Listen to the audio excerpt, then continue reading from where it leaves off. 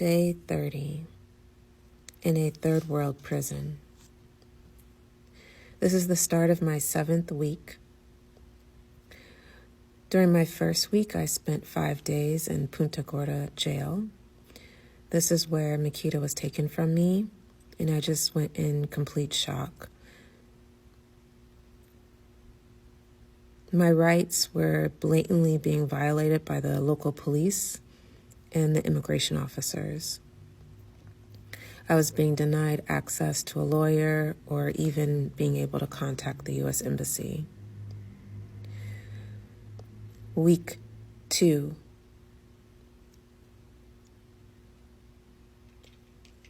Confusion and chaos.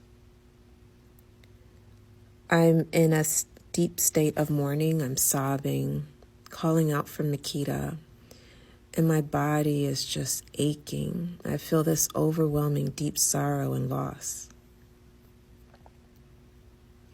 Week 3. I start really recognizing the cockroach issues, where I'm living and what's going on, the conditions I'm going to have to learn how to survive in. The prison food is starting to give me heartburn and diarrhea. Week 4, Easter Sunday. This is a really hard week for me. I feel anger, frightened. I'm mourning the loss of my baby.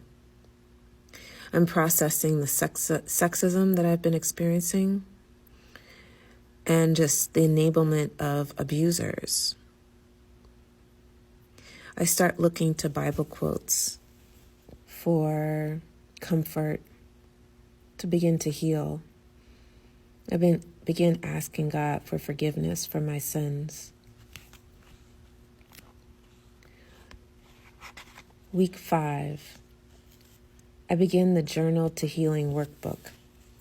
It's a Christian-based workbook to help start a lifetime of hope, health, and happiness by Scott Reel in the YMCA of Tennessee. I'm really reflecting on how I got here. What are my future consequences? And just planning out things that I want to accomplish. I have happy thoughts of my time with my daughter. I met with a lawyer, Mr. Neal. Week 6, the cockroaches are really getting bad. And something's wrong. I go through a health crisis. I'm put on lockdown. My case is on the local news for a few days, first thing in the morning and at night. But they're not telling the full, correct story. It's frustrating. I'm just processing the injustice that I'm experiencing. Thank God I finally have access to clean drinking water. It's the start of week 7, sovereignty, getting prepared for my upcoming court hearing, continuing the Journal to Healing workbook. Realizing I'm not in control.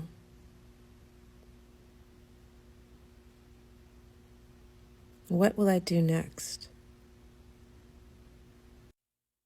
It is May 10th, 2025, and it's day 35 in a third world prison. Psalm 139, verse 23 through 24.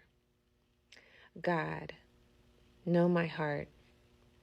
Test me and know my anxious thoughts.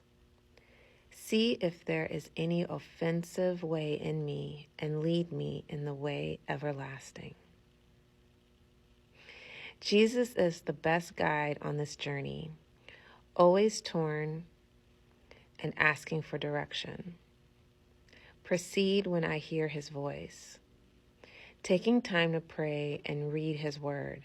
His truth brings clarity and peace. I'm going to read about a meditation today and practice for about 10 minutes. I have to stay healthy, Julia. I have to sit with my feelings. I have to look reality in the face, stay prayerful, ask God, my ancestors, for guidance, pray that whatever I have to face is possible. There is no question I'm dead smack in the middle of corrupt, toxic people. I'm sad about this. I'm very disappointed about this reality. But I can't and I will not lose hope.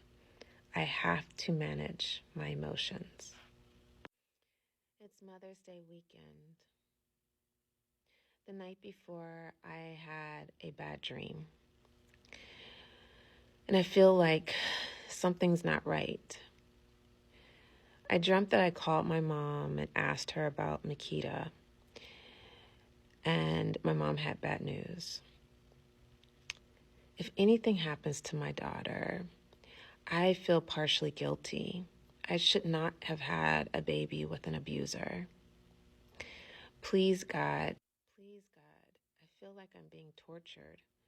No one has a right to take a baby from their mother. No one. This has been the most difficult experience of my life. My body is aching right now. I'm so sick.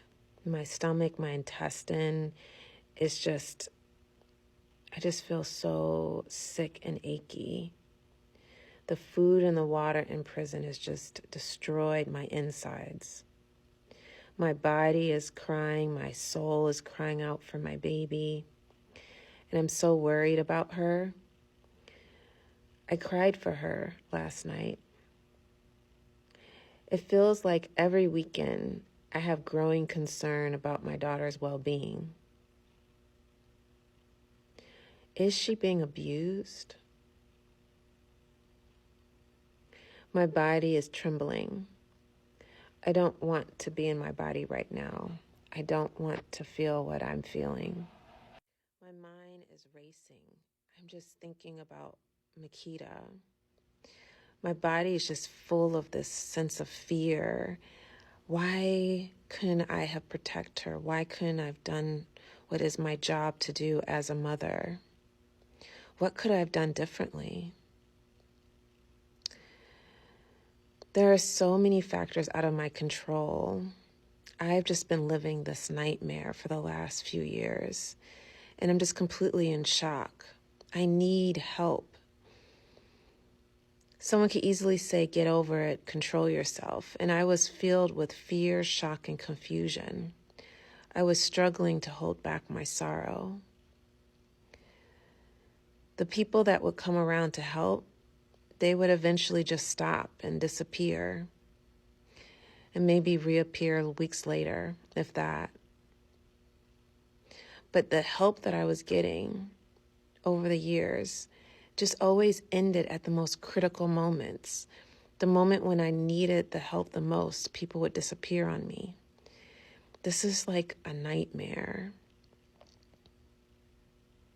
I just feel like I'm facing a lot of corruption, not only in the state that I live in, but also in the system.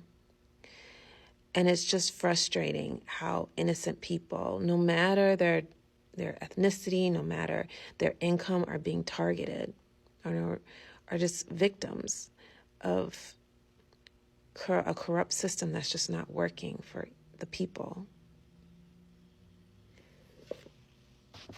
I learned so many disturbing stories and information about the judge on my family court case.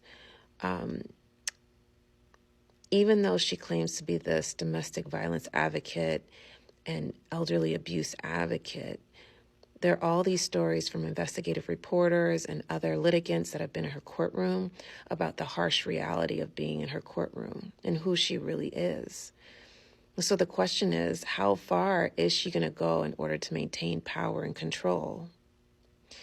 Like, what is she willing to do to myself or my daughter just so that she doesn't have to face the consequences of her actions?